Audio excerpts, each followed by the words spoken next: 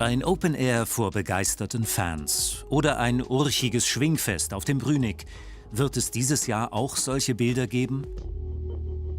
Klar ist, das SARS-2-Coronavirus wird unser Zusammensein länger stören, als uns lieb ist. Einerseits, weil das Virus ziemlich ansteckend ist, wissenschaftlich ausgedrückt mit der Basisreproduktionsrate R0. Dieser Wert beträgt nach derzeitigem Stand des Wissens etwa 2,2. Das tönt nach wenig, ist es aber nicht. Eine infizierte Person steckt im Durchschnitt 2,2 weitere an.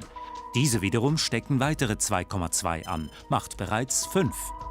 Und weil wir keinen Schutz haben gegen das neue Virus, geht es mit Faktor 2,2 weiter. Nach 10 Schritten sind es bereits über 2600 Infizierte.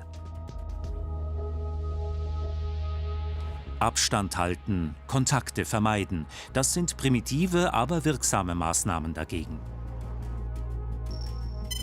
Die soziale Distanz macht es möglich, die Reproduktionsrate zu senken. Sinkt der Wert unter 1, geht die Zahl der Neuerkrankungen zurück. Diesem Ziel scheint sich die Schweiz derzeit anzunähern. Doch sobald die Menschen wieder näher zusammenrücken, wächst die Zahl der Neuinfektionen wieder. Das Virus zwingt uns zu einem Katz-und-Maus-Spiel. Das zeigen epidemiologische Berechnungen. Immer nach einer Lockerung steigen die Fallzahlen an. Strengere Maßnahmen müssen folgen und das könnte bis weit ins nächste Jahr gehen. Natürlich wäre es ideal, man könnte infizierte Personen sofort isolieren und so die Übertragungen an der Quelle stoppen. Doch so einfach wie das hier aussieht, ist es nicht. Denn das SARS-CoV-2-Virus hat eine weitere unangenehme Eigenschaft. Es überträgt sich häufig schon Tage, bevor sich die infizierte Person selber krank fühlt.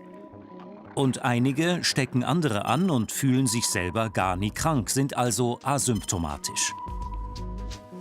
Das heißt, Distanz halten wird wichtig bleiben, und zwar noch lange. Dass wir uns dieses Jahr an solchen Anlässen zusammen vergnügen können, ist praktisch ausgeschlossen, auch wenn es offiziell noch niemand gesagt hat. Denn wir haben es mit einem Virus zu tun, das sich gerne massenhaft verbreitet. Und wirklich stoppen lässt es sich wohl erst durch eine Impfung im nächsten Jahr. Hoffentlich.